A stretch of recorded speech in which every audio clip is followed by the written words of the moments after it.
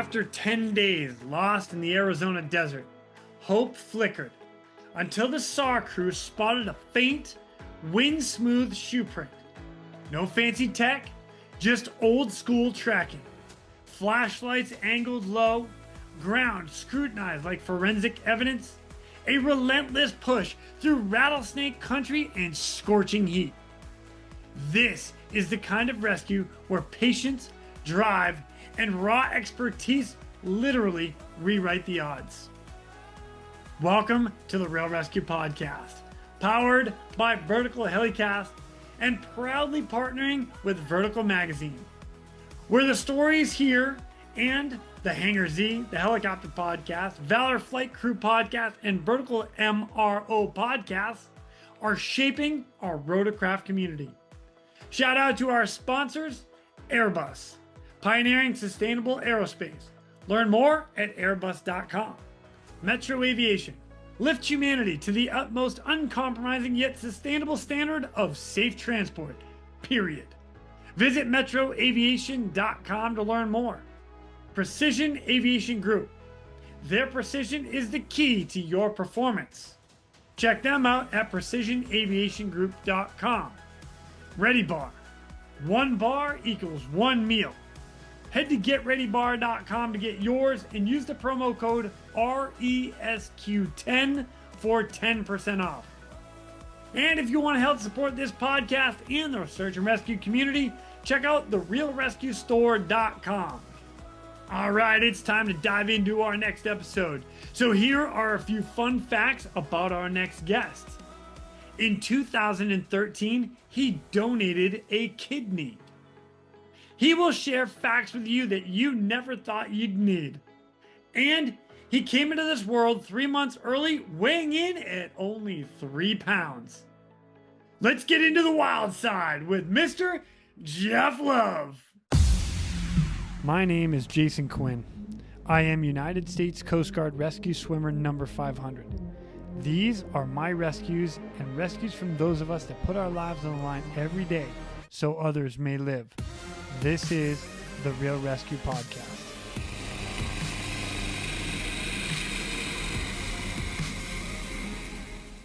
Ladies and gentlemen, welcome back to the Real ResQ Podcast. I have the utmost pleasure to invite our next guy on. Ladies and gentlemen, please welcome Mr. Jeff Love from the Pinal County Sheriff's Office out of Arizona. What's up, dude?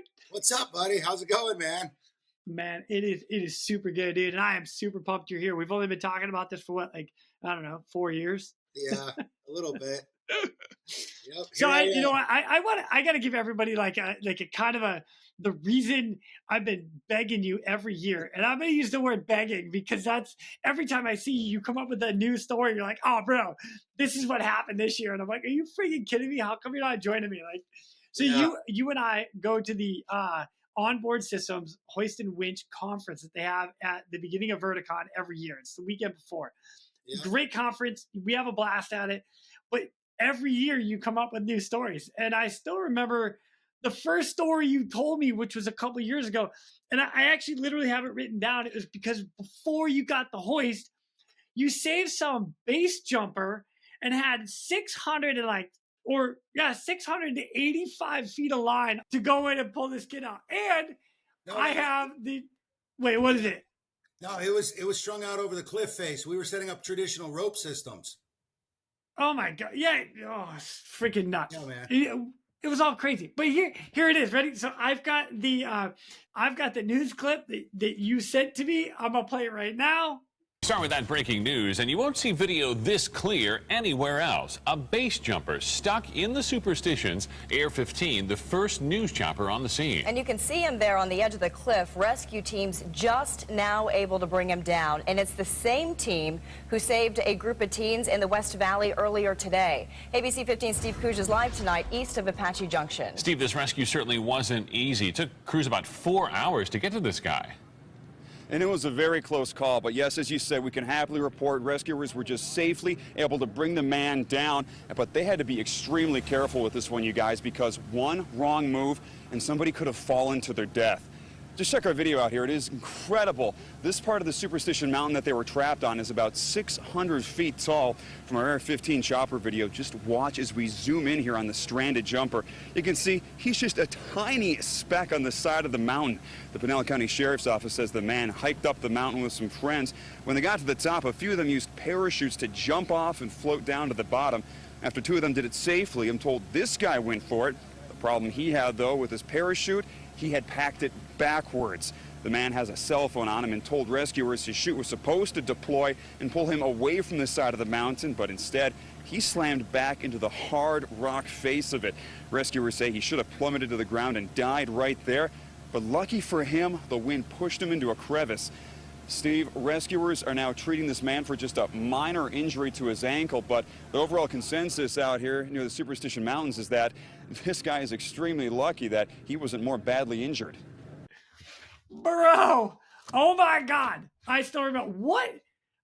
How do you even get called to that? Base jumper stuck on it. Did he have a cell phone? Does he have a call in there or what? Yeah, no, man, we didn't really have great cell phones back then. It was more like playing Tetris on your phone, but his buddies called because he was stuck on like a little shelf, and they saw him. So they went to the park ranger and said that they needed to get him off the cliff because he was stuck. What the heck? 685 feet of line though. Like, all right, run me through it, man. What the hell? What happened? So it was hours, man. So DPS Ranger back then, they only operated 407, so it was just daytime capabilities for short haul. And since it was past pumpkin hour, it was getting too dark to be able to short haul. They were able to locate him, and then once they told us where they were at, we had to ferry all of our teams up, two at a time, with all of our rope gear to the top of that cliff face, which is on the south side of that area, which they call the classic for the jump area. And once we were able to establish where he was at, I pretty much took over IC, and then being a big guy later on, I got to be part of the haul team, but we ended up putting out all the line, did a team base lower on the guy down to the shelf that he was at, because I guess what turned out, he packed his chute backwards before he jumped, and when it opened, it threw him into the cliff. And luckily there was a shelf just big enough for him to stand on there so he didn't fall off. So he could only stand there for hours. And it ended up probably taking us, when it was all said and done, once we captured him with the guy we lowered down, and then we lowered them the rest of the way, it was probably a 4.5 hour ordeal on just the rope systems to get the guy off. Oh my gosh. Yeah, man. What the heck? Yep. And it makes you realize, with the evolution of how we do rescue, how much faster everything is now, how much quicker, because that was not uncommon back then to be setting up rope systems all the time just to get people, or they stay there for the night until morning comes because it's nighttime, and you typically didn't short haul at night. Right. Unless you're Henry one. Yeah. Yeah. Come on, Sonoma. Yeah. Henry, one of those guys. Yeah. Yeah, I agree. And it's wild to see. So you guys went in and short hauled them off, which was... No, we didn't even short haul them off, man. We just did traditional ropes to lower him down because we couldn't do it because it was all night. We got off the mountain at about 2:30 in the morning. So what'd you end up doing? Rappelling down? Just throw him in a harness? Yep. Rappelling down and capturing the guy and then lower all the rest of the way down. Dang, man. Yeah, it definitely takes a long time, man. And then you got to go ahead and get everybody that's on top off, right? Yep. Pull all the ropes up. All at 2:00 in the morning. What the heck? Yeah, man. And that story right there is what brings us into this, because then you guys got a hoist. Yeah. Yes. Yeah, that made it way better. Oh my God. Jeff, that's awesome. All right, so let's bring us back a little bit. How did you even get into this? Because you've been with search and rescue for the past 16 years in that department, but you've been a cop for a long time. Yeah. So it's funny how I even became a cop, because I worked at the prison prior to 2002. I was working at a prison because I had gotten laid off the mines. I worked at the mine, copper prices dropped, so I needed a job. My then at that time wife, we were having a baby. So I was driving home. I got a job at the prison. We were driving to work one morning, and one of my friends on the van pool said, "Hey, man, I noticed this department in Tucson's testing. We should test to become a cop." you know, and I'm like, I don't know if I'm really ready, man. He's like, no, let's do it. Well, I didn't say anything else. A couple of days later, we're driving to work, and his phone rings, and he's like, oh, hold on just a minute. He's like, hey, dude, this lady wants to talk to you. And I was like, what? What do you mean? It's your phone. Well, since he knew all of my information, to include my social security and date of birth, he signed us both up for the written test. And she was just calling to confirm my dates for testing. So subsequently, so I hung up, and he goes, bro, what time's your written test at? I said 9. He goes, mine too. I'll pick you up. So that's how I got into law enforcement. Fast forward. That's a good friend right there. I'm gonna throw that out there. Right? Yeah, I mean, man. come on, man. How often does that happen? I know, dude. So fast forward to 2004, I had switched over to Pinal County, and I was just working patrol and stuff like that. And once I got to this agency, I tried to bounce around the county just so I could learn the whole area. I always wanted to be in search and rescue. I always wanted to do outdoor stuff. You know, growing up backpacking, my parents would drop us off when we were like 14 years old and be like, all right, we'll pick you up the other end of the mountain. See you guys in 3 days. You know, that's map and compass back then. So I knew I wanted to do something outdoors. You know, I knew I wanted to be outside. I did an Eagle Scout project where I rebuilt a whole trail system. So I knew that was something I wanted to do, was be outside. So search and rescue, when I transferred to what we call our mountain regions, I noticed that I started talking to the search and rescue sergeant quite a bit. And it kind of got like, so at the time there was only 2 search and rescue deputies and 1 supervisor back then. And I started working with him and being like, hey, if you guys ever need help on calls and whatnot, let me know, man. I'll be more than happy to help you guys out so I can start learning. Well, it got to a point kind of where they would call for search and rescue calls, and somehow neither one of those 2 guys that were on the unit were able to go. And I'm like, this doesn't make sense. So I would go to his house and pick up his search and rescue truck and go to calls, and without minimal training or anything like that. So once we tested for the unit, me and another guy made it on, which made the unit 3. And then we lost the guy. So we were 2 for a while again. And eventually we got a 3rd, all the way up to where we are now with 6 search and rescue deputies. Nice, man. Yeah, man. Wow. Yep. Oh, that's cool. We just tested for my position when I talked to you on Wednesday, because we haven't backfilled my spot since October, since I just went to flying full time. So, wow. Yeah, man. So you got a guy in there now? We do. We just did the selection process. We'll be bringing him over a couple of months, and I won't be doing any of the backseat stuff anymore. I'm just strictly flying now. So that's not a bad thing. No, it's not, man. It's just different, you know. It is. And I'm not a pilot, but it is. It's just different. Each position is just different. It's fun. Just different, man. My heart's in the back seat. Like, my heart's being an RS. My heart's being an SO. And the only time I get to be SO now is when they're like, hey, can you, I'm going to ask for your help. Can you help me pay out cables so I can bring them in? That's it, man. That's all I get to do. For clarification, that would be SO as in systems operator, which is the hoist operator in the back, or your crew chief, or whatever else you want to call it. Or winchman if you're across the pond. Yeah, That's right. I love it. All right, Jeff. So, like, one of my favorite questions as we get into this is, do you remember your very first rescue? Yeah, man, I do. So there's 2 of them we're going to talk about. One. Even better. Love it. One that was on the unit, and one when I picked up the search and rescue truck. So the very first one was when I picked up the search and rescue truck. We got a call for a rock crawler that had rolled over, and his buddy, he said his buddy had rolled his rock crawler and needed help. That's all the info we got. So I go to the sergeant's house to grab the search and rescue truck, haul butt over to the area, and meet the RP, the reporting party who called. And he's like, dude, just jump in with me, man. It's going to be faster. So I'm like, all right. So I jump into his rock crawler with him, and he's like, hey, you better put on your 5-point harness. And I was thinking, yeah, that's probably a good idea anyways, you know? So I put it on. Well, God, dude, thank God I did. This dude he was hauling butt, dude. And it was very smooth riding, but I was scared a little bit, you know, I'll admit it. And so we get there, and then everybody else is following way behind. And once we get there, he's like, hey, dude, he's right over there. So I go over to where he rolled his rock crawler.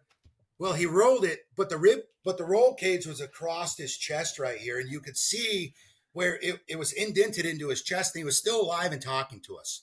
So about then, everybody else, the other deputies caught up.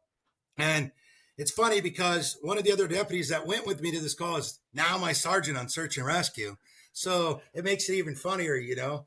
But so I told everybody, hey, man, be careful, because as soon as we remove this weight off of his body, he's going to tank on us. He's probably going to code, because right now everything's pretty copacetic with pressures and shit.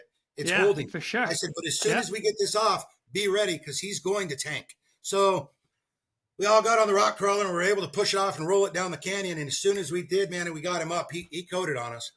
And, you know, it's funny how people always talk about sights and smells and everything from calls, you know. We started doing CPR on him. We called for a medevac helicopter because, of course, once again, it's cold and in the middle of the night. We start doing CPR on him, and he starts vomiting beef and barley soup and beer. So for that, to this day, I will never, ever, ever eat beef and barley soup ever again. So we ended up getting him on a backboard and doing CPR on him. Medevac shows up. We were able to slide him into the sergeant's Explorer in the back while he drove.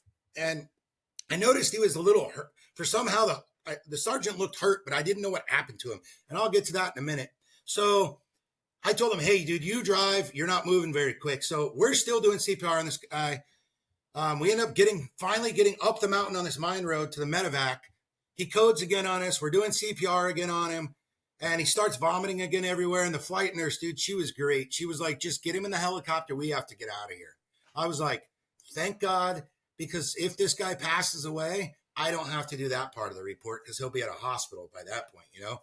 So we got him in the helicopter. They left. Well, then start talking to the sergeant. I'm like, hey, dude, you all right? Like, what's wrong with you? He's like, dude, when I went up, because our radios used to suck.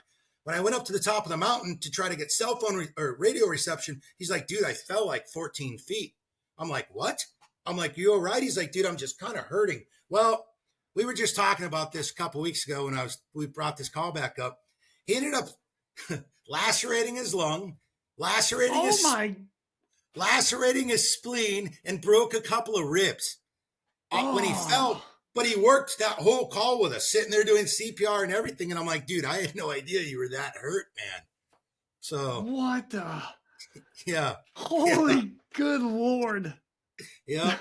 Yep. So that was my very first search and rescue call not in the unit. And it was pretty cool, but pretty crazy, you know, and that was calls like that are what caused us to make it mandatory. You have to have a minimum your EMT in the unit, just so that we can do some things, you know, and with our EMTs, it's nice because we're allowed to, you know, we can draw our epi, we can give IVs, we can push a couple of meds, you know, we can intubate, blind intubation. So it helps, man, because really you think about it, where we're at, where it's so hot, all we really need to do is be able to keep you breathing and give you fluid.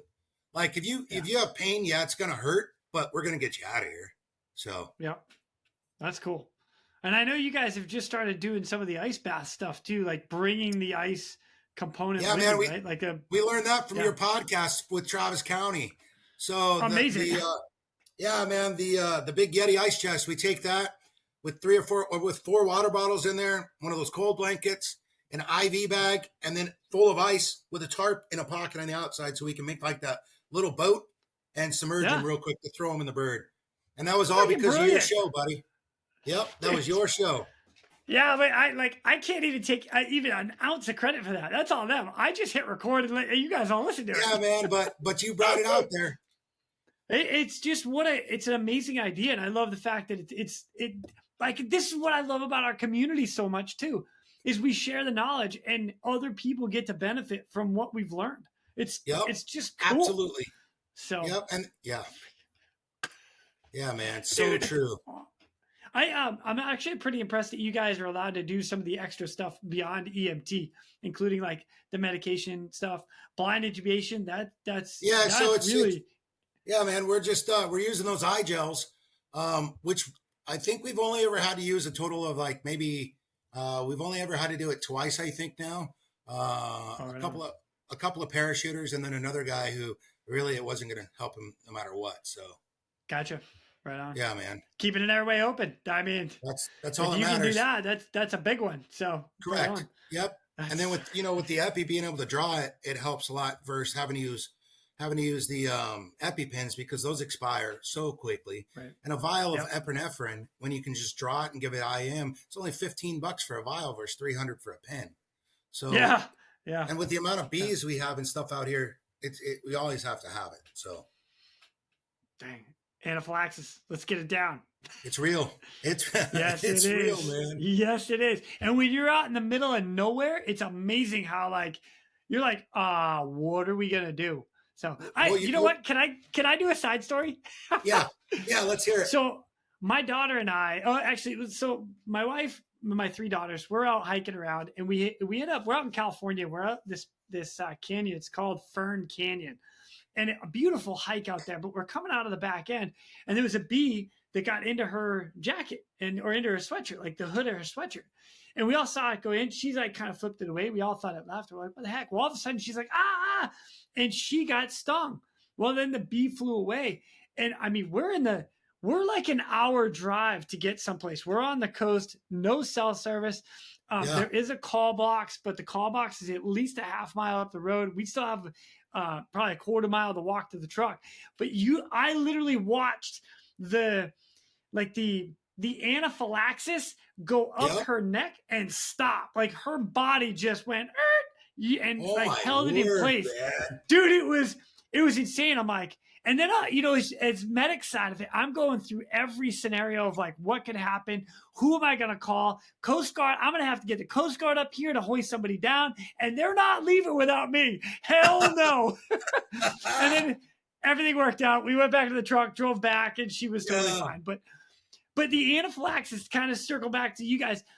I get it. Like I've seen it firsthand. And if somebody gets hit out in the field and they have nothing around, some of those trails and some of the areas to get back they're insane. And it takes forever. Yeah, man. And it's just crazy because like some of our flight times to just get to a call is over an hour because we do stuff even on the border. Yeah, we have stuff even on the border, man. We have two Borstar guys from Border Patrol Search and Rescue assigned to our unit. One's a paramedic, one just got accepted for paramedic school. So we cover their AOR too, so we could get a call this morning to go for a hoist all the way over on the New Mexico border at the border. So, and it's like, you start looking at transport times and it's crazy, man, because you're it for over an hour. Yeah. So you just got to start thinking like, how can we best take, what we need? And with our bird, man, it's great because we can pile everything into that thing. But now that we got that little ship, it's going to be different because, we just don't have the weight concerns with it. So, right. Yeah, man. I just think that's like super cool. You went from a standard EpiPen, which you're right, they expire pretty quick and they're expensive, to then a vial. You carry a couple of needles, a couple syringes, and you're set. It's just a little clear kit, and it's got your syringes in there and your little vial of Epi, and we get to draw it to whatever we need and give it IM. So then we have several doses within that vial, and you're looking at your whole deal. And thank God, because that's our base hospital, allowing us to do those kind of things and be able to draw Epi and whatnot. Versus I just give it with a pen. So that's cool. That is super cool. One of the other things I really like about that is that the medical director is trusting you guys. Like they give the training to you guys. Like, oh man, they're good. They got this. Yeah, man. Like it's understanding your people and trusting them. Dude, it's great, man. They're like, just know your red book, know your standing orders. If it's something major, call us. If not, stay within your standing orders. That's it. Dude, I like that. Yeah. I like that a lot. It's nice, man. We are smarter than the average bears. I'm going to throw that out there. No. Sometimes. Yeah, exactly. Yep. As my buddy Matt Thiessen would say, we are professional problem solvers. Yeah. Well, it's so funny you say that too, because just yesterday we were sitting around the hangar, and I'm watching how we all are, and I'm like, we're the professionals when the phone. I'm like, okay. Yep. Yeah, but as well as I do, as soon as the alarm goes off and you get on scene, everybody switches it on, and it's just freaking go time. It's like serious. Boom, set it up and then go. It's so true, man. 100%. Like laser focused. I love it, dude. Yep. The game face. Oh, that's funny. Oh, that's good. All right, dude. I gotta bring us into the next one, dude. That next second rescue, the first one on the unit. All right, so we didn't have we had cell phones, but the way they called us out, was a pager. So I would set my pager. Old school. I would set my pager on my nightstand, right? Well, went to bed, and we worked Monday through Thursday back then. We had Friday, Saturday, Sundays off, but we were always on call. Days off, it didn't matter because there was only 2 of us. You're still on call. And I was sleeping, and I was like, well, I better get to bed, man. Never know when the call's going to come in. Well, I went to bed, woke up, looked at my pager, and I'm like, oh, shit. All it said was 900, which is our dispatch, 911, and then 900, 911, 900, 911. They were paging me. I never heard it. So I walk into the kitchen and get my cell phone, and I look at it, and it had a missed call. Well, from my partner at 12:30 at night. So I pick it up, and I'm like, hey, buddy, do we have something? He was like, yep. I'm like, shit, dude, I'm on my way. So my sergeant calls me, and he's like, you on your way there? I'm like, yep. He's like, awesome, I'll meet you there. I'm like, oh, God, dude, I'm in so much trouble. And this is probably, I don't know. I've been on the unit at this point for maybe 6 months after we got our short haul rappel training, being able to do it. And we show up, and now we got to grab our gear, grab our med packs, put our harnesses on, hike in 3 miles, because the guy that took the call, they wouldn't let him do the short haul because he was up all night. So my sergeant's like, get your gear on, let's go. So we hike in, we get to the patient, get to him. He looks at my partner and says, hey, man, hike out. Why don't you get home and get to bed? We got this. He's like, all right. So we're there in our gear, and I'm thinking in my brain, there's a small chance I'm going to get to do the short haul. Bird's coming, and he looks at me, and he goes, you don't think you're doing the short haul, do you? I said, nope, never thought I was doing it. He goes, you're right, you're not. I just wanted your gear on to show you don't fucking sleep in. I was like, roger that. Roger that. So that's my very first rescue in my unit that I didn't even get to do. Oh, my God, dude. Yeah, man. Yep. We'll chalk that up as lesson learned. Oh, 100%, man. Yep. So now I just make sure my phone's as loud as I can. My ringer's annoying. My wife's like, why is your ringer so annoying? I'm like, because it'll wake you up, which will then wake me up. Yeah. Now, bless her heart, man. Bro, that's pretty funny. I mean, like, yeah. Shit happens, but that's pretty funny. Dude, I was so excited, and then I didn't get to do anything. It's kind of like when Trunk Monkey was on. Mike from DPS, and he was talking about his first rescue over there at Aravaipa, and he was like, dude, I wasn't even qualified to do the short haul, so I got to receive everybody and still help. And I called him after that podcast, and I was like, hey, buddy, do you want all the GoPro footage from that? He's like, I'm like, I still have it. Because that's that day that we got to do those, freaking 11 short. I did 11 short hauls on that call. Yeah, like off the little island because it was all river around it, all and stuff. Flooded. Yeah. So it's funny listening to people's first rescues, man. I love that. And some are crazier than others. Some are like totally off the wall. Like, I'll never see this again in my career rescues. Yeah. Mine I overslept. So yeah. Oh, yeah. So you've never overslept again, have you? No, God, no, man. That taught me, dude, not once have I ever slept in again. There are a couple of things I've never done again because I might have messed them up the first time. So I'm with you. I'm not going to disclose them today. Yeah. But I have been in that spot, so I totally understand. 100%. Oh, man. It's just freaking hilarious. I love it. We're going to divert real quick to thank our sponsors. Metro Aviation.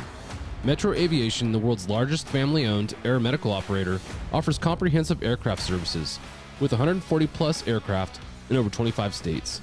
The Completion Center installs medical and law enforcement kits and avionics, serving diverse aviation needs including offshore, utility, VIP, and corporate sectors. Yep. All right, so what I want to do now is I want to bring in a couple things. You have two specific write-ups, and it's really cool because one of the interesting and cool parts about your rescue team is you guys get to do tracking. Yeah, man. Which I think is cool in itself. But I've been thinking about it since you and I talked. I don't know if I've ever actually had anybody on here that talks about tracking. Like people have talked about like the track line searches and going out with rescue dogs and canines to search for people. But as far as like legitimately tracking somebody, starting here, we know they went in this direction, and now you're following broken branches, what footprints in the dirt or clothing or drop something kind of. And you see it in the movies, people listening to like the ground. Oh yeah, they went this way. Yeah. Like legit tracking. So I've never had that, but if you don't mind, let me read these, and then can you bring us into it and kind of give us what happened? Pinal County Sheriff's Office, Mark T. Lamb, Sheriff, Meritorious Conduct Review. I would like to recognize the hard work and dedication by acknowledging several members of this office. During the evening hours of November 9th, 2017, Sherry Lynn Winkler, a 63-year-old woman, was reported missing and endangered out of the Arizona City area. She was last seen November 7th.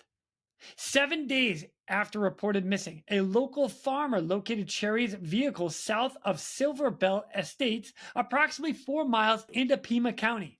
Deputy Tyler Sheese and Chad Nicholas assisted Pima County by staying with the vehicle and utilizing their unique tracking skills in an attempt to locate Miss Winkler. Deputy Sheese was able to locate shoe impressions that were 9 days old. He tracked Miss Winkler for approximately 1 mile. He located an area where she crossed a fence into the desert just before dark. Deputies Sheese and Nicholas stayed with the vehicle overnight and resumed tracking in the morning. Deputies Jeff Love, Sergeant Doug Peeble, and Detective Russ Warren arrived to take over the daytime operations. Deputies Sheese and Nicholas left to rest up for a possible third operation period. Deputy Love, McCarley, and Sergeant Peeble tracked Miss Winkler through the desert, losing her track over a dozen times and relocating them throughout the day. They tracked Miss Winkler's now 10-day-old wind-blown impressions over 6 miles. Deputy Sean Daniels and Lieutenant Brandy Ralston came in on their days off to assist with the search and rescue utilizing a PCSO air asset. After approximately 8 hours of tireless tracking, Lieutenant Ralston located the remains of Miss Winkler in a remote area in the desert from the PCSO helicopter. I'd like to formally recognize Deputy Tyler Sheese, Deputy Jeff Love, Deputy Jeff McCarley, Deputy Chad Nichols, Deputy Sean Daniels, and Lieutenant Brandy Ralston for meritorious conduct. Without the unison teamwork and preservation, it would have been several days before the remains of Miss Winkler would have been turned over to her family. The victim's final trek no doubt took days to get where she was found. For their efforts, patience, dedication, and commitment to their mission, Miss Winkler was located within half a day. Jeff, what happened, man? That's crazy. Yeah, so she had been gone for those 10 days, but with the farmer finding her car, several days into it, we were already, way behind the curve on when she had went missing, and with it being in that part of Pima County, dude, it's so freaking far for those guys to get to. We just started running the call, instead of calling them, because then it would have been way longer for them to get all their people out there, their SAR guys out there. So Tyler, that was there day one. He's a real good tracker as well, man. So we all I wasn't going to get into this, but we all kind of learned our tracking working with the border stuff. So, So we've tracked a lot of people wearing carpet booties, to mask their sign, all that kind of stuff, So, tracking's amazing, man. Like, cause it can be one of those, it's a lost art in some places, So once we got out there, Tyler started tracking her, and was able to find where she had went to the fence line. And he was able that night to get it probably, I don't know, about 40, 50, 100 yards past the fence line to where she entered the desert area. And that's where we took over in the morning. And so once we got out there, you know, the tracks were tough to find because, you know, with that that area, the dirt's like, some of it's moon dust, we call it, that real powdery stuff, and the rest of it's just like a sand. So Yeah. all you would get would be like a depression, but then there would be some leaves blowing into it. So you would have to look at those depressions to see how much fill was in there, you know, compared to all the other divots. If it didn't have as much, then it's probably a lot newer of a track than all the stuff that's completely filled in with like creosote branches and whatnot, you know? Yeah. So yeah. we kept tracking that and tracking that and tracking that. And it was, of course, the summertime again, so it was hot. So we were able to track her for 6 miles. And then once we started getting close, you know, the helicopter had come in and I said, hey, man, I think we're getting close, because you could see, you know, one spot in the ground where she had drug herself for a little bit, but then started walking again. So I knew we were getting close to that point because, you know, heat related deaths, man, they're horrible when you finally find the scenes, you know, the things the human body does as it goes through all that stuff. But yeah, tracking though it's near and dear to my heart, man. It's one of my more favorite things to do.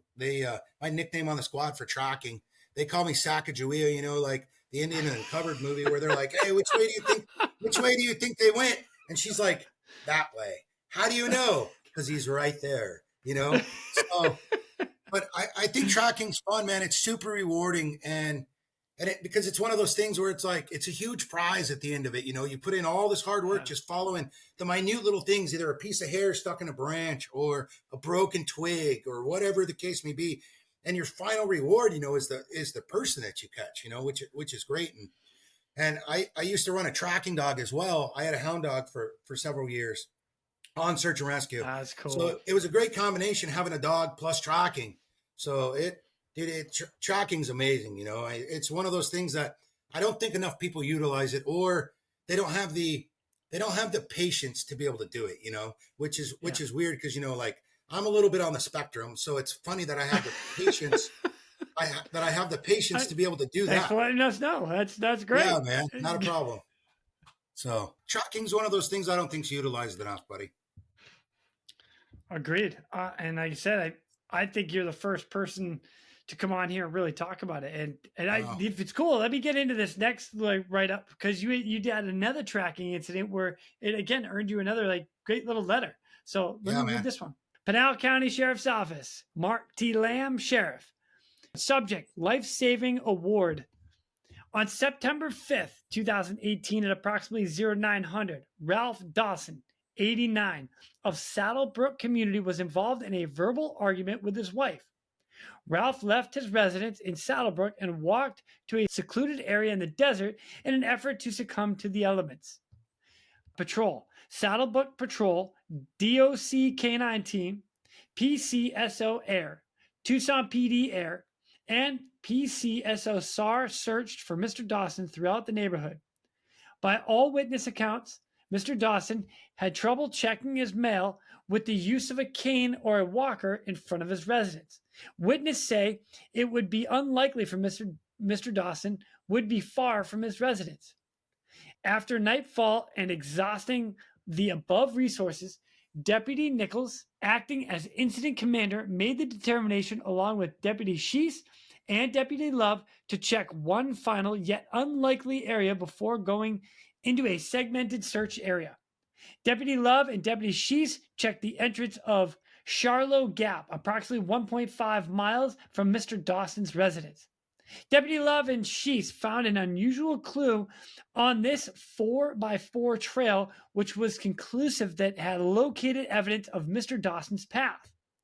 Even though everyone we interviewed said he could not have made it more than a few hundred yards, Mr. Dawson had determination. The clue they located in the thousands of acres of desert was a 2-inch diameter of a cane strike in the desert floor. Utilizing headlamps and flashlights in a moonless night, Deputy Sheese and Love were able to determine a direction of travel and called Tucson Rangers to assist with a white light search of the area in front of them. Traversing through the high green grass and navigating through multiple rattlesnakes, they continued to stay on track until Ranger located Mr. Dawson a short distance in front of his pursuers. After locating Mr. Dawson and providing aid to him, he was carried out with a Stokes basket with the help of Gold Ranch Fire Department. Mr. Dawson was rushed to the Northwest Hospital, where as of this correspondence, he remains in ICU. Mr. Dawson is suffering from kidney failure, but it is likely he will survive. Medical staff explained to me if Mr. Dawson would have been found 12 to 24 hours later, he would have been deceased. It is for these reasons I am formally recognizing Deputy Sheese, Deputy Love, and Deputy Nichols for the life-saving medal. If it weren't for the training and perseverance of these men locating a 2-inch diameter strike in the dirt, Mr. Dawson would be deceased. Dude, that is awesome. Yeah, man. I get that argument with the wife. He leaves, doesn't come home. I imagine she makes a phone call like, all right, we had an argument. He left. He's not back yet. Yep. That's all we had at that point, So during the daytime, they were searching the golf courses, searching all the thickets, searching everywhere. And we happened to go over and talk to some neighbors to ask, what's his capabilities? Do you guys ever see this old man out? Like, is he moving around? Because it's a retirement community. They're like, oh, yeah, he's pretty active. We're like, it's not what we're hearing. What do you mean? They're like, yeah, last year he redid his sprinkler system in his front yard. Well, that immediately made me go, this guy could be farther than what everybody thinks, So his neighborhood, it kind of was going to the west. It was like all uphill. And then if you look back to the east, the neighborhood flowed downhill. So I'm like, if the guy truly walks with a cane, who the heck's going to go uphill? You're going to wander downhill because it's the path of least resistance. So yeah, I said, hey, let me just go check an area real quick, just to sign it off to say that he didn't go that direction. So myself and Tyler, we go to the outside of the neighborhood to the east where there's a major road, like just 2 lanes, but it's a roadway that goes through north to south over there. So we went on the east side of that road. And there's a spot, where you can see quads and stuff that have been driving along the barbed wire fence line to the opening to Charlotte Gap where you go back into the wilderness. Well, as we were walking on that 2-track, Tyler was up ahead of me a ways. The little road started to go up, and I looked, and I was like, I had my flashlight and stuff, which, by the way, a little tip for tracking, don't use LED flashlights. Use incandescent bulbs from the old mag lights. So anyways. What? Yeah. Wait, hold on, time out. Why? Well, so LED lights, the way they're making them now, it doesn't create shadowing, right? So like the track, when you're shining an incandescent light, it creates shadowing with all the bumps and everything on the ground. But an LED light, you put it down close to the ground and it washes everything out. So oh, wild. Yeah, right on. Okay. Now you're going to be walking around at night in your front yard checking this out. So I totally am. Yeah, man. But I don't know. I legitimately don't know if I have any headlamps with like the incandescent light. Like just go on Amazon, man, or I'll order you one. $30 for a 3-cell C-size battery mag light, dude. God. I bought those for my guys on my side of the week last year for Christmas because I'm like, you guys need a real tracking flashlight. So I bought them the old school, put the battery in mag lights. So. Yeah, man. So we're traversing that little 2-track, and all of a sudden I'm like, dude, I'm not seeing what I think I'm seeing. They said he had a cane. So I look down on the ground and I see a little spot about that big around from, the little rubber tip on a cane. And I was like a $50 quarter, bigger than a quarter. That's all I saw. That's all I saw. And I'm like, there's no way this is it, man. I'm like, dude, this is it. So I was like, Tyler, get over here. Tell me. And by that point, I'm like, this is it. So, but I'm playing it off, I'm like, Tyler, get over here. He's like, what, buddy? I'm like, dude, do you see anything right here? I'm like, I think I see something. And all of a sudden he's looking, he's like, dude, where? What are you looking at? And I point to it and I circle it. And dude, he was like, holy shit, bro. Like, how did you find that? I'm like, I don't know, but we found it. We got to move. So we start tracking it. We only got maybe 2 more cane strikes because then it goes up that, and then the fence opens up where it would be a parking area for everybody to offload their dirt bikes and side-by-sides and all that. Well, from there's several little trails going off. So we just fanned out, man, and just started running a loop a big loop around that whole area to cut for his outbound foot sign. Well, we ended up finding it again, headed to the southeast. So we start tracking that, and then all of a sudden, Tyler grabs me by my shoulder. He's like, dude, don't move. I'm like, what? He's like, there's a big rattlesnake right there curled up that I was going to step on.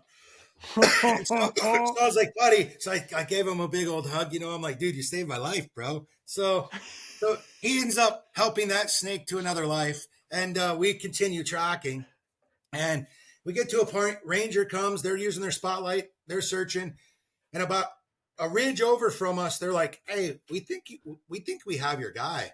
And we were probably at that point, we were finding some spots where you slide down and then start walking again, slide down.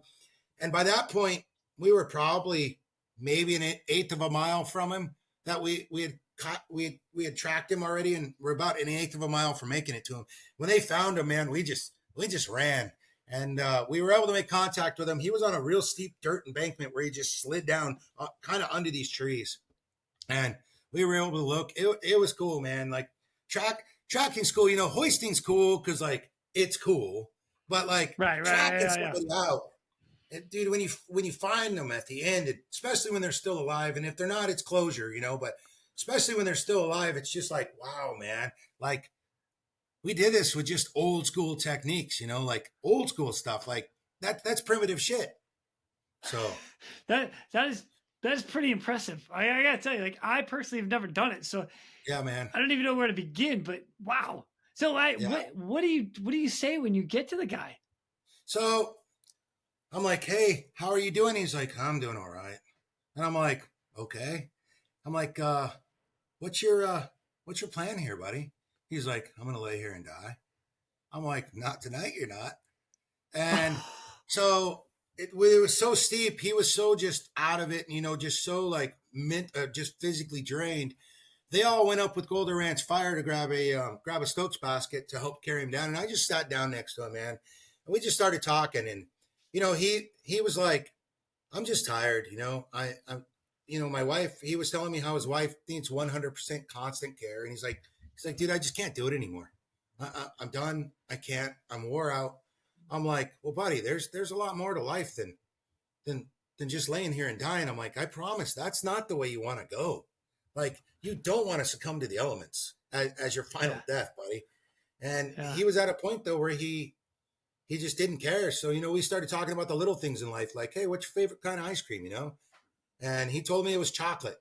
So when he got out of the ICU, I made sure I took a half-gallon chocolate ice cream over to his house with an ice cream cone so we could sit down and share it together. Because, like, it's one of those things, man, where it's just like, it's bigger than just the job, And I think as you get older and you've had all these calls and you've had all these calls where you've seen so many people perish and everything, the ones that you actually do get to find alive and you get to spend something with them, I think is what makes it amazing, man. Because, we're here for such a short amount of time that to just get to see those people afterwards is huge, because as well as I do, how many calls have you done? You're like, yep, see you later. And you're like, yeah, totally. I wonder what happened. Drop off and then never. Yeah, exactly. You drop them off, you never see them again, ever. Yeah. Like, did they make it? Like, yeah. So it was one of those ones where I'm like, I got to see if this old man's doing all right. So he was doing better. But yeah, man, it's just one of those things. You're curious. The human part of me got me, But that's really cool, because, like, how often do you go back and not only did you go back and talk to him, but you're bringing some of his favorite ice cream out of a conversation that you had on his moment to give up, and he did his week based on a conversation with you. 100%, man. That was his absolute weakest moment in his life, right there. When you think about it, like, he had nothing else he cared for. Like, his best friend, who he takes care of every day, his wife, he didn't even want to deal with it anymore. And it's like, that's deep, man. That's deep. So. Wow, man. Yep. Bro, that's awesome. Yeah. Like, well done to all the guys, everybody that went out and did that. Again, school tracking. I truly believe, I don't think anybody's ever come on here and talked about old school tracking like that. I'm going to go back and look, but you might be the first. we do it from the air quite a bit too, man. We had we had a call a couple of weeks ago. Our Borstar guy that was here at the hangar was like, hey, man, my guy's got a call down on one of the reservations south of where we're at for a missing female. She's 17. The last time they heard from her was like 7:30 in the morning, and she gave the family her coordinates, and nobody can find her. So he's like, do you think we could launch to go help out? We're like, sure, not a problem. It was a short flight, 45 minutes down there. And we get down there, and they've got her track confirmed just south of the coordinates, and they're cutting for her foot sign, which means, when we say cutting for foot sign, that just means we're looking for tracks, like one person will stay with the track. Everybody else kind of goes out, and we're checking for the next track, trying to leapfrog each other, So okay. I was flying left seat that day because my buddy was like, I never get a chance to fly anymore. Can I fly? So I was like, sure, buddy. So he was flying right seat. And I told him, I said, hey, dude, I want you to take me to a road south of them that runs opposite direction. And I said, and he kept trying to do his own thing. I'm like, no, dude, take me to this spot. I need to find a road. So we found a road probably about 1.5 miles, 2 miles south of them that went east and west instead of north and south where the tracks. And I said, hey, start me on the east, and I want you to just fly us sideways, working our way back to the west, because it had to do with the sun and shadowing and all that. So the girl, I guess, was wearing some Chuck Taylors, a lot of shoe tread, not really, it's just going to be flat shoe sign. Yeah. So real quick, I know exactly what you're talking. So the Chuck Taylors, they have just a little bit of like zigzag tread on the bottom, but it's not very thick. For the most part, it is a very flat, almost a moccasin style shoe. And I'm trying to emphasize that because I know what you're getting into right now. Yeah. Man. Yeah, go. Yeah. So I tell him, hey, I want you to fly me sideways along this road. So we have a big bubble door on the left side of our Huey for doing long line stuff, but I just kicked it open and I'm leaning out and he's just flying me sideways. And we had been searching for a few minutes by this point. And then all of a sudden I'm like, hey, hold on, bring me back to the right. And I'm looking down and I'm like, I got it. He's like, got what? I'm like, I got her tracks. And he's like, and we were probably about 150 feet up so we wouldn't blow out the dirt. He's like, no way, bro. I'm like, telling you, you're full of shit. That's exactly what he said. but they know not to. They know now not to like question me because I've done this 2-3 times and it's been the track. So we tell the Borstar guy, hey man, come down here. I think we're pretty sure we got our tracks. So we guide him down. He's hauling butt in a side by side. He comes through, and way before where I set his tracks, you see him on the side by side hauling butt, and all of a sudden, burp, you see the brakes. He gets out, and he's like, hey, what did they say? What shoe sign was that again? I got it. I'm like, Chuck Taylors, they said. He's like, yeah, man, I got it right here. I was like, thanks. Own it. So she was about a half mile. She was about a half a mile south of there. They located her right after that. We landed. Wow. Border Patrol landed. We had to bounce. We had to go another west to get fuel so we could make it home. So they threw her in their bird, took her down to an ambulance. Yeah, man, tracking's amazing, buddy. That is so cool. Yep. I can't believe you found that from 150 feet in the air. Yeah, bro. It's just all pretty impressive, Jeff. Hey, it's all in the shadowing, man. You got to put the track between you and the sun, because then you get those shadowing, kind of like the light sources I was telling you about. Because if the sun's right above you, shining straight down, it doesn't create shadowing.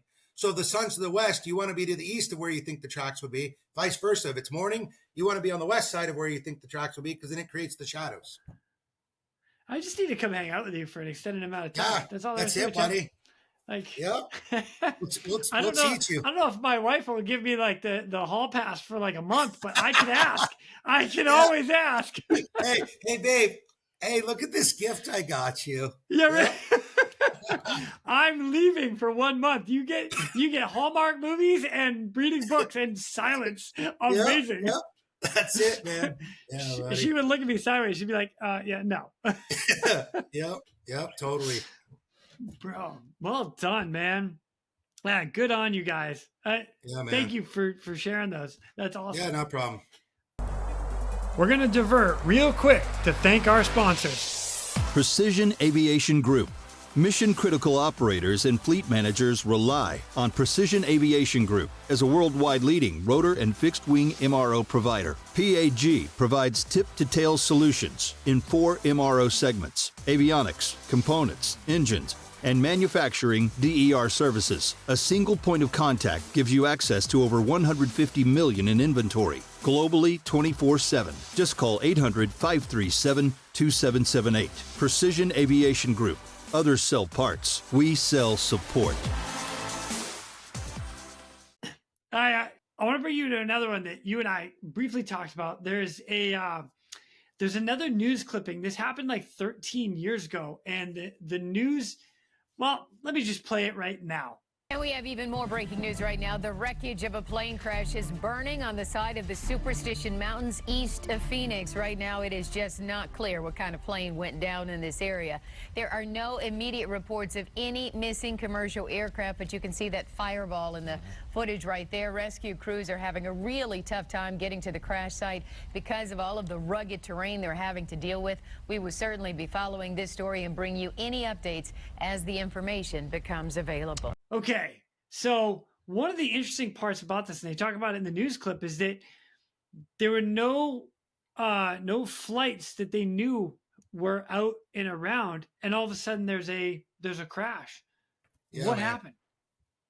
Yeah, so we were leaving our office that was located at the main sheriff's office at that time in Florence. We just got done with another call, and we were just getting ready to pull out onto the highway. I was going to turn south to go back to my house in Tucson. My buddy was going to turn north to go to his house. And he stops. And I'm like, dude, what's your problem? I hit him up on the radio. I'm like, hey, buddy, like, go. He's like, hold on, dude, we got a call. I'm like, okay, God, I just want to go home, you know? And he gets back on our little channel. He's like, hey, dude, they just said a passenger plane hit the top of the Superstitions. And I was like, what? Well, when they said passenger plane, my brain immediately went, dude, we don't have the resources to deal with this, because I thought jet, big. Yeah. Right? Like big airliner, 300 people. Yeah, and I'm like, yeah. So I turn and I look in my truck out my passenger window towards the Superstitions, and they're probably 30 miles away. And I look at the top where they said it hit, and all I see is a big ball of fire on the top of the mountain up there. And I'm like, oh my God, dude. Like, now I'm thinking, how do we deal with this? Like, I like, you know what to do, but at that split moment, you're like, I don't know what to do. I don't know how to do this. So we start hauling butt up there. We get a helicopter launch because we didn't have a helicopter in our unit at the time. And they launch, they go up, we were on scene, and my buddy was supposed to be incident command that day because he was primary. Well, we both show up. There's some commanders that were on, they show up. They look in the parking lot. They see both of us. They're like, dude, Jeff, great. You're running the call. And I'm like, I look at my buddy. I go, you're primary on call, man. Like, what? And he goes, thanks, man. I was like, oh, you dirty. So Ranger comes. My buddy Russ Dodge is he's the paramedic on it for the day. And they fly up and land. And there was some snow and stuff up there. They were able to insert him. And he comes back. And he tells me, hey, meet me at the landing zone. So I do. And he just brings me a piece of the plane. And he's like, hey, buddy, I can tell you, he goes, nobody made it out of this one. He goes, I just can tell you that at this point right now. I'm like, all right. He goes, but we need to get some people up there to block the trail that goes up to it. He goes, the problem is, he goes, there's Jet A everywhere. He goes, there's fire everywhere. It's slick and icy. So we had to figure out how do we block it. So we put some people to stay up there that night at the top of the trail where it would crest up the canyon and lead to that. And then it was, from there, it basically just became a recovery effort over the course of 5 days, man. There was there was three adults on the plane and one of the guys, two kids on the plane. So man, so it was a recovery effort of collecting everything over 5 days. Damn. Yeah. I'm sorry to hear that. Did they ever figure out how and why? Yeah. So when we got up there the next day, you could see a perfect wing strike on the cliff face. Like it was where they hit, it was pretty steep, about like this. And then it went up to some columns. And hold on. Let's make it like, a 90-degree angle. So you're at like 85 degree angle. And it hit tight. And then basically it drove everything straight in and then pushed everything straight up that lip. And then it went to what they call hoodoos on the top, which is columns of rocks, that look like this. And like little clumps? Like what? Yeah, like little, like fingers. Like little fingers? They call them hoodoos. Okay. Yep. Oh, okay. And so you could see where the wings had struck perfectly level, but they were just barely canted, like because there was no moon that night, there was no nothing. They took off from an airport near there. They were headed back to a town by the east for Thanksgiving, and I don't even think they ever knew the mountain was there because if you look at the airspace right there at 5,000 feet is where the shelf of the class Bravo starts, and that mountain at that point is 62 feet higher than the class Bravo. So I think they were trying not to punch through the class Bravo airspace, but they didn't realize that mountain was right there and they just plowed into it. I mean, when how hard is it just to ask, hey, can we have a little bit of clearance to punch through a quarter, like a mile of your airspace, or go around it? Like there was no planning. And there were some decisions made before the plane took off on who was flying and stuff that weren't right either, So that's too bad. No, it is, I'm man. sorry to hear that. The only thing that I'll say to that is it comes with our territory. Like search and rescue does not always end well. There are the tragedy side of it as well. And all we can do as responders is respond. 100%. Be there for the good, bad, or indifferent. I mean, we it's almost funny because funny, not funny. We are a bit of the last resort. Like somebody's in help, somebody's gotten themselves in a bad situation. We are the call. Who they call? They're calling us. It's crazy. Correct. 100%. And yet we're the same dudes in the hangar that are freaking messing around and doing crazy stuff. Yep. What do we? As my two backseat guys now, they are stuck on saying "what do we" for everything. So we'll be in the middle of. We were in the middle of a hoist yesterday, and he's like, I'm like, hey buddy, how's the hover? He's like, it's widowy perfect. I'm like, God, you stop saying this, man. So yeah. Oh, it's great. Yeah, man. So yeah, it was that was quite the thing, man. Like quite the ordeal, And I think the saddest part about the whole call to me, the saddest part was the husband and wife were divorced, and he had the kids for the weekend to take up the Thanksgiving. Well, she lived on the south side of those mountains. And she saw the fire and saw the plane crash, but didn't know it was her ex-husband and children, which I thought when she felt like that's horrible. I mean, yes, it's your ex-husband, but you just lost everybody in one swoop. And that's the part that's really tough. We went up and put up a monument up there. Now there's a monument up. Oh, wow. That's really cool. Yeah. So it's neat, man. But yeah, it's just one of those, like you said, it's one of those things you don't know what you're going to until you get there. And then not everybody wants to deal with that stuff, but it's just, it comes with a job, and you just have to, like you've talked about in the past, like, luckily it didn't bother me, but we had some people that it bothered quite a bit. And I'm like, man, you got to talk to people. It's okay. This whole like bottling crap up and, oh, we're tough guys because what we do. No, man, that's going to eat you up. Like, let it out. I mean, shit, if you need to sit in a room with me and cry on my shoulder, I don't care. Right. We're human beings. So. You know what? I'll say you could let it out in dark humor too, because we have a lot of that as well. It's 100%. Not insensitive. It's just how we deal with it, and it's okay. Maybe not to the average person or somebody that's never seen what we've seen, but there's a bit of therapy in dark humor. Oh yeah, dude, totally. Yeah. But anyway. Yeah. Well, cool, Jeff. You know what? Again, thank you for sharing that one. It's unfortunate for the outcome and the whole scenario, but I appreciate that. Like, yeah, man. It's what we see, and I like getting the stories out there because it's reality. Yeah, it's true because, like, we all could come in here and tell about all the fun calls because, dude, we all get those. But the totality of it is we all get the bad too, and I mean it's not bad, but it's our jobs. So, and that's what we deal with. Yeah. Yep. We're going to divert real quick to thank our sponsors. Airbus. Airbus provides the most efficient helicopter solutions to its customers who serve, protect, save lives, and safely carry passengers in demanding environments. Its civil and military helicopters are flying all over the world, making missions possible. Visit airbus.com for more information. Well, Well, I'll tell you what, speaking of fun calls, I have another story which I'd like to try to end this on a good note. Is you actually had another rescue of a base jumper who got into some trouble, and you are still in contact with him. I actually have a video of your department interviewing, which I'll play right now. We've got about 450 base jumps, 200 of which are wingsuit base jumps. I've learned a lot from meeting with Dylan. I didn't realize how technical the actual process was. We got a 911 call that a base jumper had taken a crash in the Superstition Mountains. When I pulled my parachute, it came out backwards. By the time I untwisted my lines and had a good flyable canopy, I had a few seconds before I landed. And unfortunately, a boulder was right where I landed, and I ended up with quite a few injuries.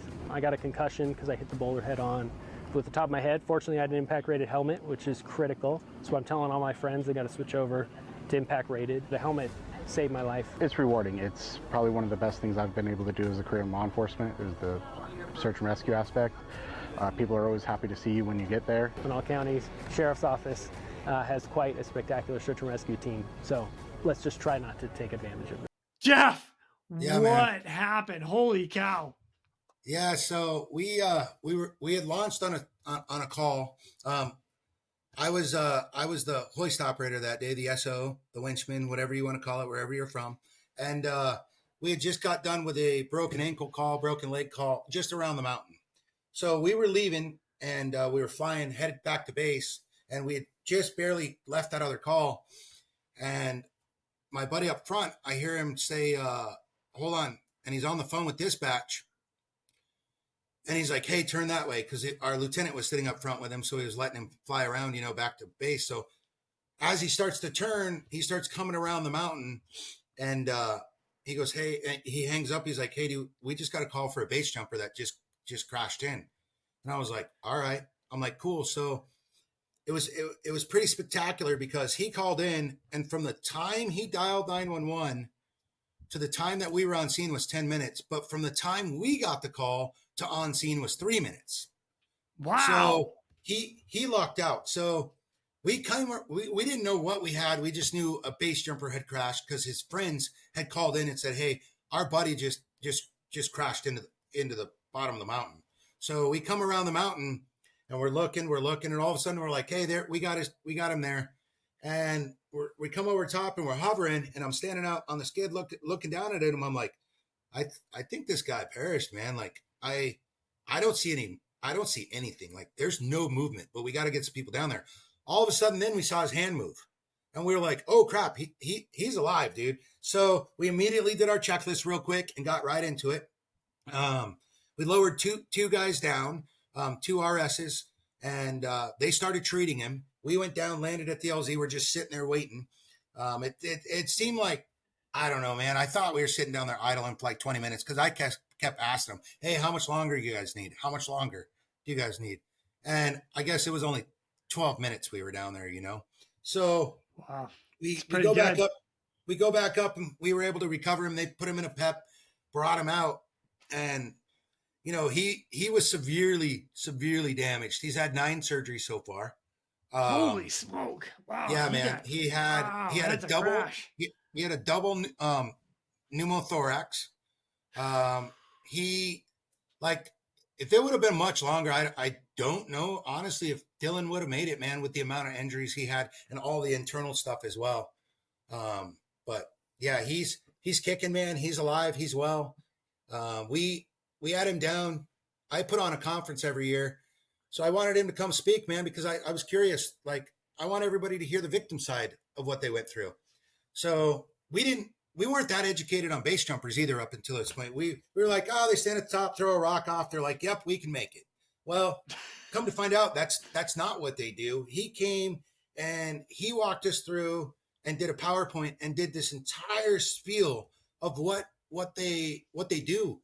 And they actually go through like a whole ground school, learning aerodynamics of wingsuits and all of that stuff and learning how it works. And they have to have X amount of jumps, the responsible ones, before they actually do a base exit. Everything's out of a plane, including wingsuits, until they can do a base exit, just because of how much harder it is, with all the terrain and the rock and everything. And he's taught us a lot, man. Like the relationship with that guy and a couple of the local base jumper communities, it's growing for us because we didn't know until he told us that the exits that we have in our area here are the most sought after exits in the entire world. He said, you guys get more base. He goes, you guys get more base jumpers than anywhere else in the world because of how the exits and how that area is. He goes, but at the same time, he said, you have the most difficult exits in the entire world because of the rock makeup. He said, because the rock is so jagged and so sharp, there is no room for error. He says, because it tears parachutes, it tears everything else. And he goes, it's the hardest place to exit. He goes, but you guys have thousands of base jumpers a year, which is crazy because we might get a call for 1 or 2 a year. That's it. And sometimes don't even get calls for them. Wow. Yeah. So I'm going to back up real quick because I know you were in the aircraft doing the hoist. Yep. When your medics or your crew down, your RSs, your rescue specialists down on ground, they package them up in the pet bag, which is basically a litter or a lay down version. So like totally spinal immobilization. As you're hoisting them up to the aircraft, how high was the hoist? I mean, so we tried to keep it as short as we could. You know, the terrain they were on was just real slopey at that point because that's where he was intending on trying to land. So we tried to keep it as low as possible just so we can make it as quick as possible just to get him out. So we only did, I think it was only about a 60-foot hoist. It was super short. Oh, that's not too bad. Okay. Super short, super quick, just so we could pop him up and get out and get him immediately down to med so that they could get him out before. Then we came back and got the 2 RSs. I just pulled them in the aircraft so that we could hurry up. I said, hey, we're just going to get him. We'll come back for you guys. I said, I need to get this guy out of here so we can get him treated quick. So we did. Overall, as far as a hoist and rescue scenario, just like training, there wasn't anything crazy about it other than the fact that he got wrecked in a skydiving accident or a base jumping accident. That was it. Wow. Yeah, man. So, oh my God, there's so much to talk about with this. I'm gonna dive into it. This is why we train. This is why training 100%. Is so important. Yeah, man. Because when you have something that's so nonchalant as far as the evolution goes, that I am a hardcore believer that you call a helicopter. We train all the time for every scenario. It's not hard to hoist. Nope, totally, man. Like, you know, we stole an idea from one of the Cali agencies on, again, one of your podcasts. They take their dummy out and drop it in the mountains and then tell the other side of the week where it's at. So we started doing that. We'll take our big 180-pound red man dummy out and we'll find an area to drop it that's different than the last challenges. And we'll drop it off, say, on my side of the week. Then we write up a little scenario for them of what's wrong with the person. So it dictates whether they have to use a pet bag or an AVIT.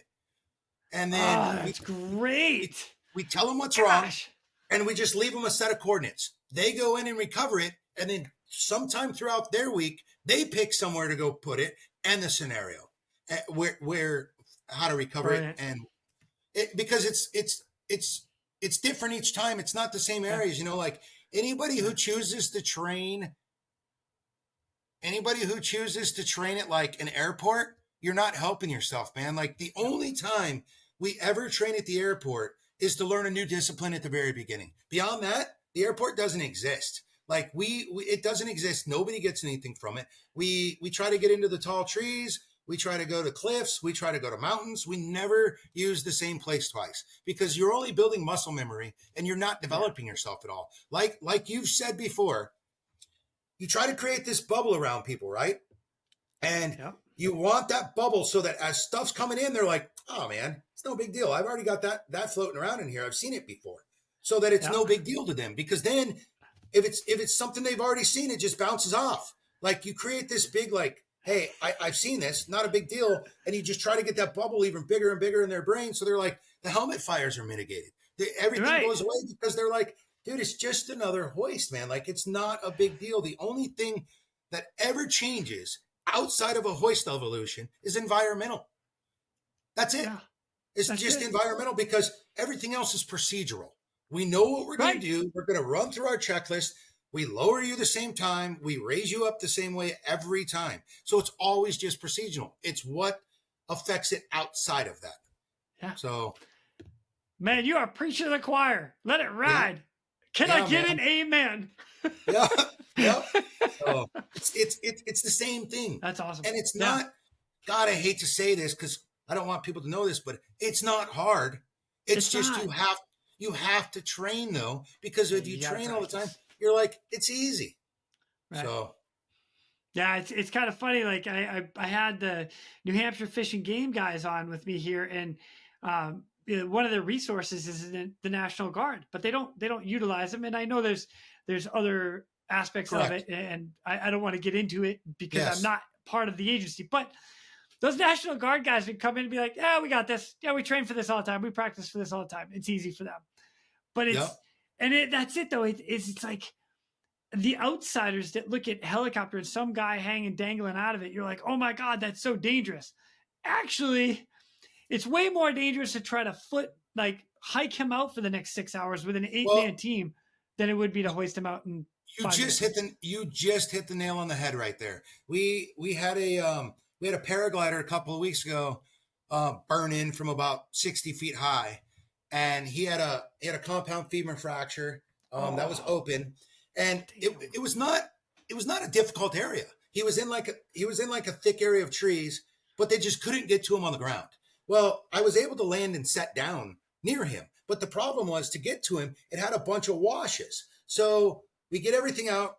I shut down the helicopter. I walk over with the guys. We start treating him. And I finally said to them, I said, you know what? We're not going to carry him back to the helicopter. I said, because now we're going to mitigate back injuries possibly and everything else because of all this steep shit we got to go through. I said, why don't we just come back in and we'll do a 40-foot hoist and we're out of here. We'll transfer him the mile over to the highway, land on the highway and transfer him off to meds. I said, it's going to be quicker and nobody gets hurt. Right. And it's easier. So you're absolutely right. Yeah. I'm a firm believer that call a helicopter. Let's go. Yep. Assuming the 100%. Helicopter is trained, the crew is trained.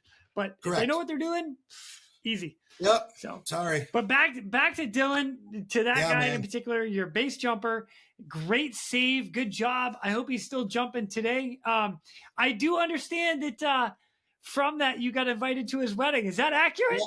Yeah, man. So dude, that's freaking amazing.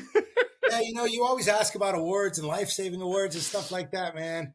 To me, the wedding invitation is like an amazing life-saving award because, the day he proposed to his soon-to-be wife was on the top of Pikes Peak because she's an uphill marathon runner.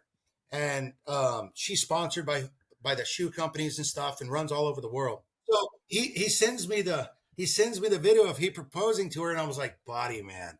I was like, dude, that's so freaking awesome. And then he sends me the wedding invite, and I'm like, he's like, hey, it's gonna be in Moab. Do you think you'll be able to make it? I said, Dylan, I wouldn't miss it, buddy. I said, hell yeah. How can I miss that? I can't miss your wedding. So me and another guy on my squad that was on the call too, that went down on the line, we're gonna drive up to Moab for his wedding and hang out with him. He tried to get me to go base jumping because he's like, hey, would you ever do a tandem base jump? I was like, yes, absolutely I would. Then I'm like, no, I won't. No, I'm not doing it. No. I mean, jumping out of planes is fun, man. And base jumping looks amazing. And he only trusts me with him or one other guy, but I probably won't do it. I'm not worried about the parachute and stuff not working. It's just, I've been to so many broken ankles because of landing in like the terrain with the rocks and everything. But like Twin Gorge in Idaho, I would do it. What's the worst happen? You go into a river, big deal. Yeah, but, yeah. Yeah, man. Yeah, so we're headed up to his wedding. I'll jump with him, and then I've got you guys up for backup in case I get 100%, man. Yeah. Yeah, he can't wait. He's going to jump again. Dude, that's awesome. His soon-to-be wife base jumps all the time. They do good for they them. live such a neat life, man. Just outdoors all the time, doing canyon swings, all that stuff. So cool. So cool. Man. Yeah, that is another great part about like what we do as rescuers. We give an opportunity and almost like allow those of us that, and I'll throw me in there, that like the adrenaline rush, go outside and jump off a bridge and jump off a cliff into a river to go have fun and enjoy life. Yes, Like 100%. there's the little bit of like, oh, I got reassurance. I know somebody's coming to get me if I get injured. Oh, I'm gonna try not to get injured, but if I do, we got backup. I got help. Yep, 100%, man. 100%. Yeah. Man, cool. Jeff, thank you so much for coming on and sharing a bunch of these stories. I've got another question for you, and that is, as I like to end my podcast, a piece of advice. So if you had a piece of advice you would pass on to everybody, what would it be? So, all right. So a couple of things here. Number one, like, talk to the old guys in your unit, man. Like, I'm starting to see this trend. I'm starting to see this trend anymore where like these young guys come into these squads and they don't listen to the old guys that have been there forever. Like, I understand the old guys have to keep up with the changes of evolution of how things progress. But at the same time, dude, there's been so much progression that the old guys on the units have seen. Like, listen to them. There's some meaning behind what they're saying. And it's not just because like, oh, that's the way we've always done it. It's like there's reason, there's reasoning behind. And with that, the old guys at the same time need to accept the new ways of how things are being done, with training. Yeah. And that brings me to my point, man. Like training to me cannot be any more, dude, like, if there's anything in your unit that needs to be the most important thing, it's training, your training division. And the reason for that is that mitigates everything. That mitigates deaths, mitigates lawsuits, it just mitigates everything. Like, be creative with your training. Try to extend, like, talk to other agencies. Like, hey man, how are you guys doing your training? And that's one thing with our agency that we are so fortunate about. They don't balk at us for any trainings that we need. Like, anything we need, anywhere we need to go to, they send us to it. Like, every year, the pilots, we go to a mountain school in British Columbia every single year for a recurrent mountain school. And wow, that's cool. Because they're like, we're asking you to fly on the mountains. We need to make sure everybody, to include the brand new guys, get all the training that they need, So for me, it's training. And that's why, I started the conference in Arizona. Next week, I'm filing for all my 501c3 stuff for an association to do like what they're doing in Texas with SARX. Because for me, training is where it's the foundation, man. And like, without that foundation, everything topples over. It doesn't matter what stellar dudes you got, what stellar men and women are on your crew. It means nothing if you're not training regularly. And I don't mean once a quarter. I mean, every time you guys have a shift, like every week that your block of work week, take one day and be like, all right, it doesn't even have to be helicopter stuff. We're going to sit down today. We're just going to set up rope systems if that's something you still do. Or, hey guys, we're going to do patient care today. Let's just run through our basic patient care today, because that gets overlooked a lot because we're all like, oh, we want to go out and train, hoist, go fly. Well, we still have to do our EMT stuff. We still have to do all of our stuff, whatever it may be. So for me, it's training, Jason. Like, I can't stress on keep up on your training, because that is what brings us home to our families every day. True statement. So, Jeff, my gosh, thank you so much buddy. for coming in, joining me and telling me some stories. This has been awesome. I've loved every bit of it. Thank you. Well worth the wait for me. Okay. Yeah. Yeah, I know. Now, I'm going to throw a little teaser in here that it just so happens we have one more story we're going to talk about, but it's not going to be right now. It's going to be the next one, because we get your entire crew in here that you guys did some crazy canyon rescue, and we've got video footage of it. And I'm not going to do any spoiler alert right now. No. You just got to wait. Next podcast is coming. That's it, buddy. But until that happens, I'll be out there. I really do want to come out and hang out with you guys for a little bit, maybe get some hoists and some training in. I think it would be just an amazing time. So yeah, love to see it. It'd be phenomenal, buddy. Yeah, let's make it happen. All right. All right. Yeah. And we'll finish it up with a couple beers. Yeah, dude, absolutely. Yeah. Yeah, you have to. I love it. Have to. It's like almost a requirement. Yeah. Yes. Yep. Part of training. Jeff. Yeah, right. Yeah. Dude, thank you again, my friend. I will be in touch. And with that, Thanks, ladies buddy. and gentlemen, of course, we are out of here. Go. Now, it's time for me to pull chocks and take off. But before I go, I'm always looking for the memorable rescues that people have done. If you have one that you're willing to share, or know somebody who has a story, please feel free to reach out to me. I'd love to highlight it here at the Real ResQ. For everybody that is standing by for that SAR alarm, remember, those in distress are praying for a miracle. They are going to get you. So until next time, fly safe and swim hard. Thank you for joining me today here at the Real ResQ Podcast, powered by Vertical Helicast. We'd also like to say thank you to our sponsors for this episode. Airbus. Airbus provides the most efficient helicopter solutions to its customers who serve, protect, save lives, and safely carry passengers in demanding environments. Its civil and military helicopters are flying all over the world, making missions possible. Visit airbus.com for more information. Metro Aviation. Metro Aviation, the world's largest family-owned aeromedical operator, offers comprehensive aircraft services with 140 plus aircraft in over 25 states. The Completion Center installs medical and law enforcement kits and avionics, serving diverse aviation needs including offshore, utility, VIP, and corporate sectors. And Precision Aviation Group.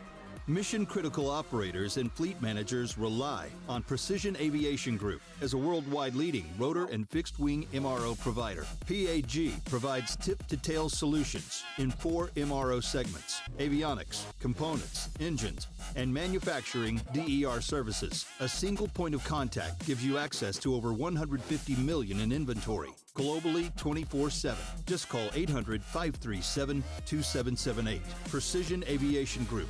Others sell parts. We sell support.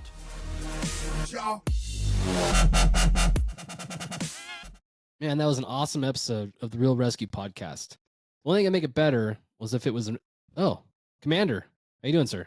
Man, Quinny's awesome, man. He motivates me. I just got done doing a bunch of push-ups. Yeah, I mean, he is something else. I mean, if you like his sort of style, if you like that sort of thing, but it got me to do push-ups. Hey, you know what would be better, though, is if you listen to the Hangar Z podcast. Well, that's a given, John. That is a given.